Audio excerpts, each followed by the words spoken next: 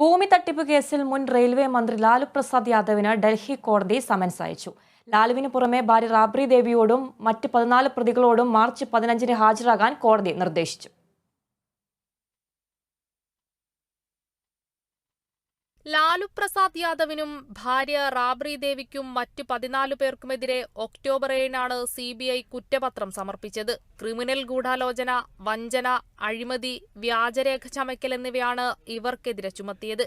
കുറ്റപത്രം പരിശോധിച്ച കോടതി പ്രഥമദൃഷ്ട്യാ കേസിന് കഴമ്പുണ്ടെന്ന് കണ്ടെത്തുകയും ലാലു അടക്കം കേസുമായി ബന്ധപ്പെട്ടവരോട് കോടതിയിൽ ഹാജരാകാൻ നിർദ്ദേശിക്കുകയുമാണ് ചെയ്തത്.